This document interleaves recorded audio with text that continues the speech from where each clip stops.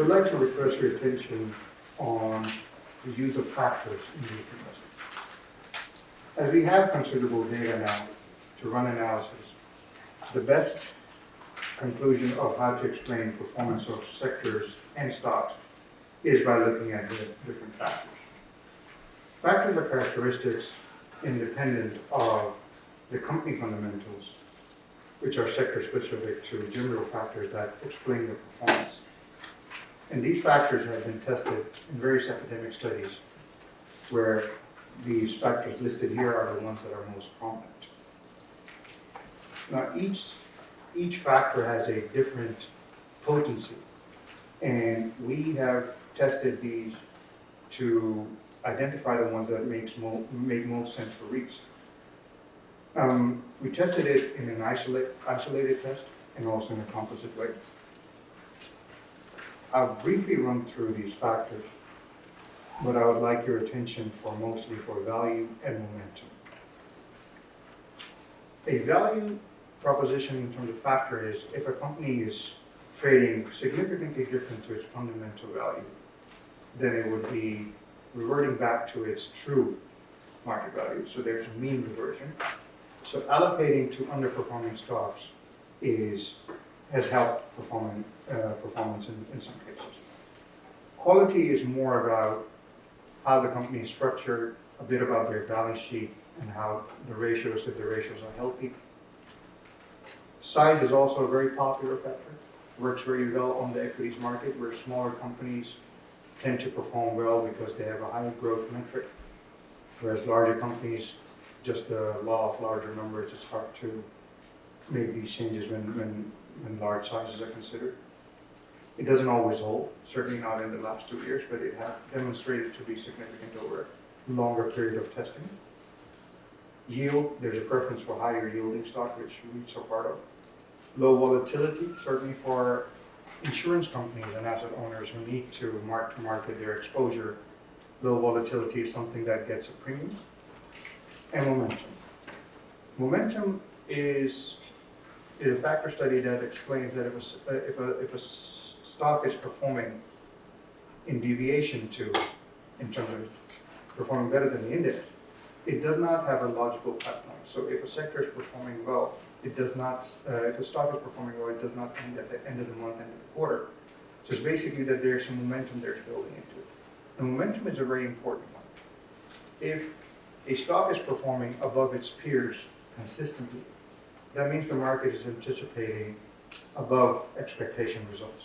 And that is a fundamental value that is attributed to transparency in how the market assesses the stock. The momentum is very important for REITs because REITs are generally a lot more simple to value. There's a cash flow. There's no expectation that the assets will triple in value in the next year, which is sometimes the case with tech stocks. And because these leases are long term, it's easy to do a cash-based or income-based valuation with different factors considered. 저희가 마지막으로 준비한 주제인 팩터투자에 있어서의 밸류가 리츠투자에 있어서 어떠한 점이 다른가에 대해서 좀 더 짚어보도록 하겠습니다. 일단 주식의 리스크와 수익률을 설명하는 중요한 특성 중에 하나가 팩터라고 보실 수 있는데요.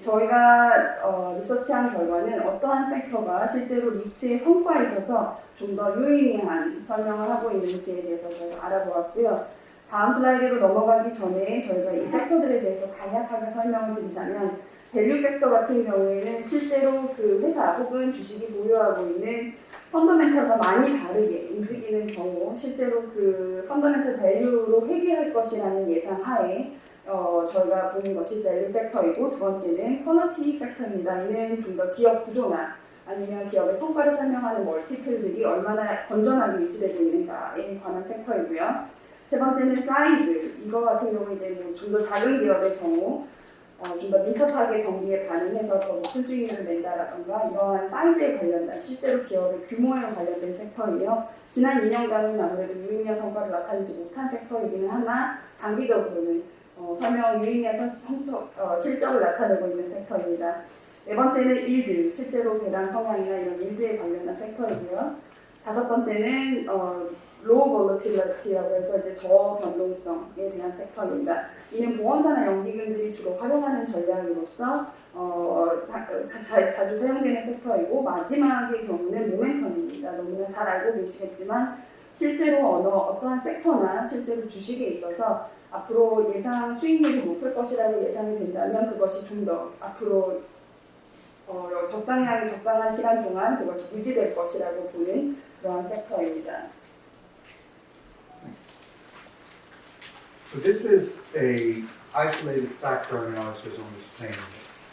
There's the same index but tilted differently with respect to each factor. I'd like your attention for two, the value factor, the blue, and the red, the momentum factor.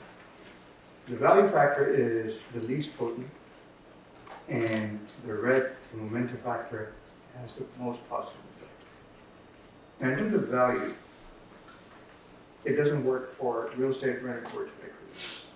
That shows that there is less of a mean reversion for REITs. And the reason for that is, as mentioned earlier, REITs need to pay out 90% of their income or more in dividends. That means REITs don't have a lot of retained earnings on their balance sheet to use. So anytime they want to acquire an asset, expand, or do something, they have to go back to the market and raise capital. A company that is trading at a discount and needs to raise capital would also raise capital at a discount.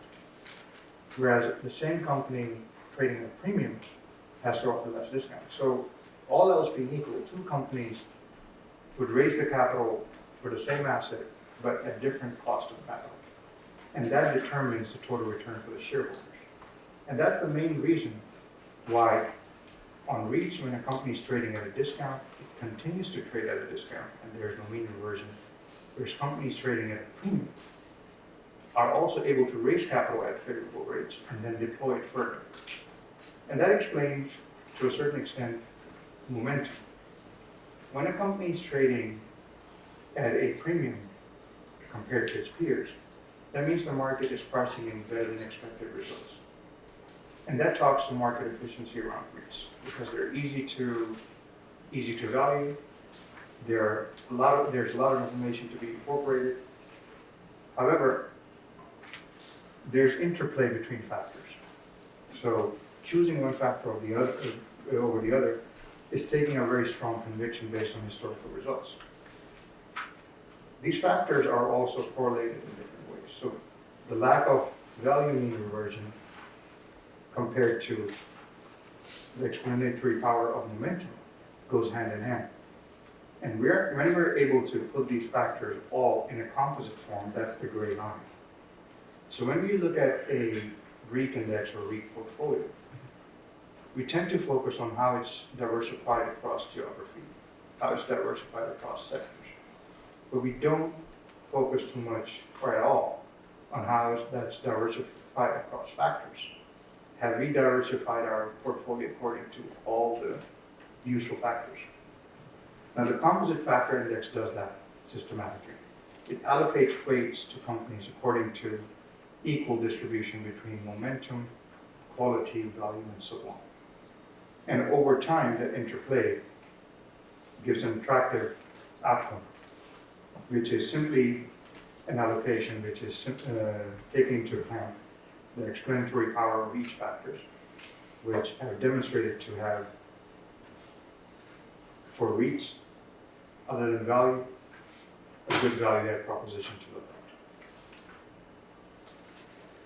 네, 저희가 그러면 이러한 팩터들이 실제로 부동산 리츠의 성과에 미치는 영향에 대해서 저희가 이 차트를 그려서 보았는데요.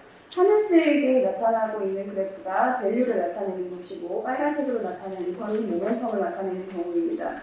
왜 리츠투자가 밸류 팩터와 다른가에 대해서는 실제로 밸류 팩터 투자에 해당하는 종목들을 대비해서 실제로 실제로 펀더멘털에 회귀하는 성향이 적기 때문인데요. 이에 대해서 좀 더 자세하게 설명을 드리도록 하겠습니다. 보통 리츠는 세제 혜택을 받기 위해서 90% 이상의 인컴을 다 배당으로 지급을 하고 있고 이러한 규제 때문에 실제로 그 영업이익을 보유하고 그래서 그 보유한 영업이익을 다시 재투자하는 실제로 실물 자산을 모아두었다가 다시 투자하는 방식이 먹히지 않는 투자 상품입니다. 그렇기 때문에 실제로 기초자산 매입을 추가로 하기 위해서 자본을 캐피탈 레이징을 해야 하는 경우에는 그 리츠가 만약에 디스카운트 된 가격으로 거래되고 있었다면 자본 조달 비용 역시 디스카운트 된 수준에서 유지가 될 것이고 실제로 이러한 반대의 경우로 프리미엄을 갖고 있는 상황이라면 자본 조달 비용 역시 프리미엄으로 될 가능성이 높기 때문에 같은 자산을 매입하는 경우라도 각각의 리츠가 현재 상태에 근거해서 각기 다른 자본 조달 비용을 사용해서 기초자산을 매입하게 됩니다. 그렇기 때문에 밸류의 대부분의 밸류 투자 종목들과는 달리 실제로 밸류 팩터가 리츠 성과에 있어서 유의미한 성과를 나타내지 못하는 행태를 보였습니다. 그리고 이러한 각각의 팩터들은 서로 영향을 미치고 있고 공분산이 존재하기 때문에 분산 투자는 여태까지 대부분의 지역이나 섹터에 근거해서 부동산 분산 투자를 해왔다면 이러한 팩터를 동일한 가중평균, 동일한 컨트리뷰션을 두었을 때에 어떠한 유의미함을 나타내는 팩터인가를 보았을 때 모멘텀 같은 경우에는 리츠의 경우 현금 흐름 평가에 있어서 굉장히 예상 가능한 현금 흐름을 보이고 있기 때문에 성과 영역으로서 훨씬 더 높은 유의미한 성과를 보였음을 보실 수 있습니다.